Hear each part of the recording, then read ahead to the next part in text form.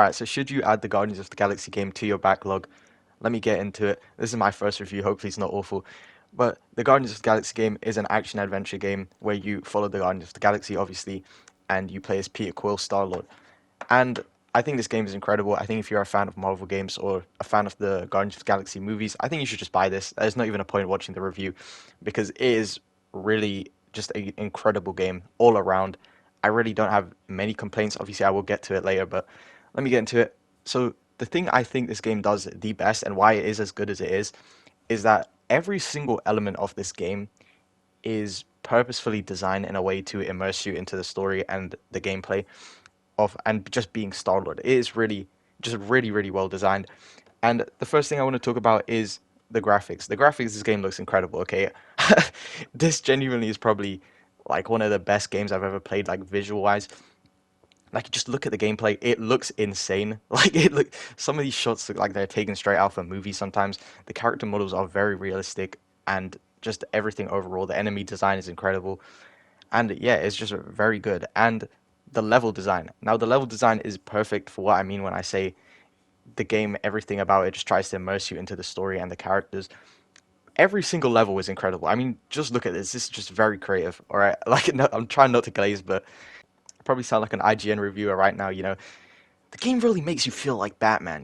That this game really does do everything purposely to immerse you, and I think it does it very well.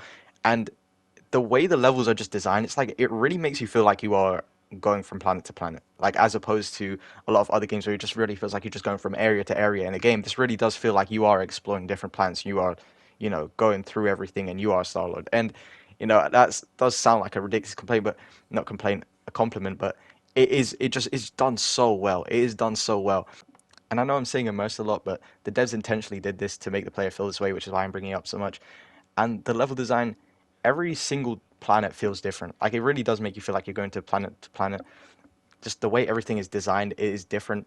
Like it in a way that's like kind of, if I had to describe it, it's like it doesn't even feel like the same game. Like that's how like different it is every single time. I don't know if that makes any sense.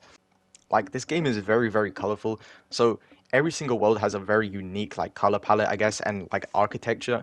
I guess that's the best way to describe it. Like every like building looks specific to that area, and it's very well done. The puzzles as well. The puzzles aren't anything too crazy, but they're just a way to make you feel like you're leading a team, if that makes sense.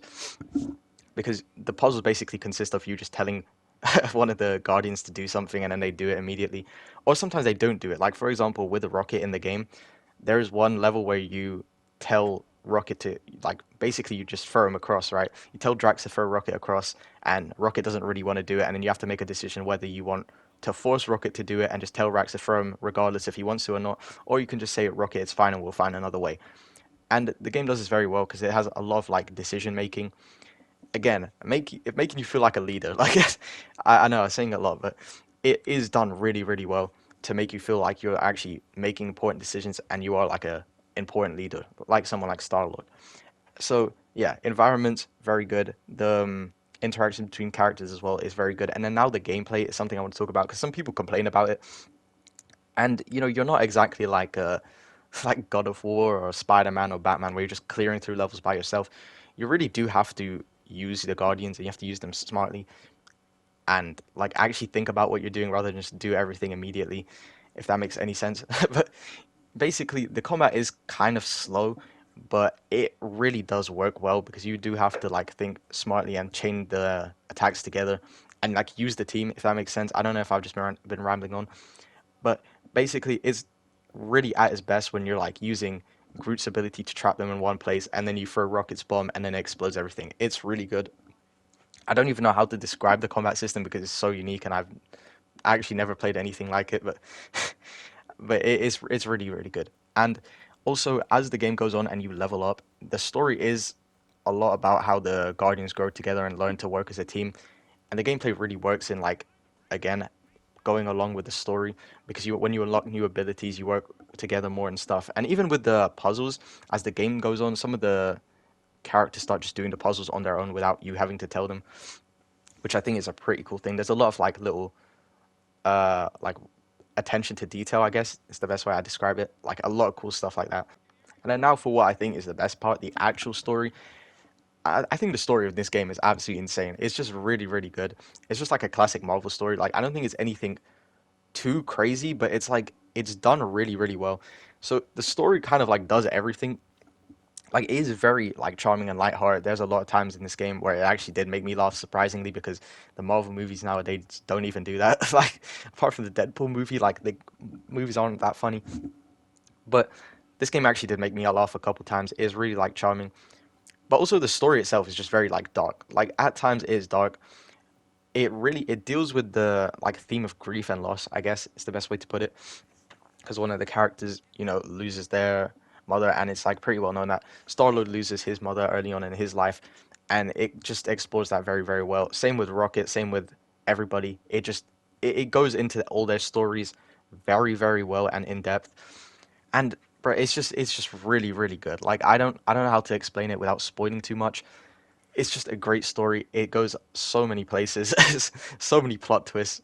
And yeah, I think the story is great. I think the way the characters interact with each other too is incredible.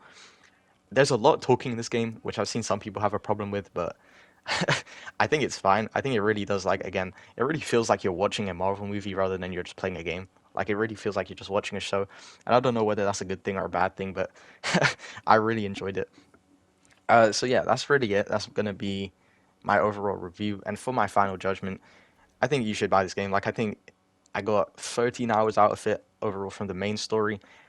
And the only issue with it is that there's not enough replayability because it is a story game. Like, it's a linear game. You can't really like play it too much. I don't think the gameplay is that crazy that you're going to be going back to play it again and again. But yeah, there's not really much replay value. There's some collectibles and stuff, but nothing too crazy. And yeah, so I got 13 hours of the game. Usually this game goes on sale for around like £13, I think. So, you know, not too expensive, but for £13, I think it's worth it. So £13 is around $17. So you're looking at £1 per hour or $1.3 per hour.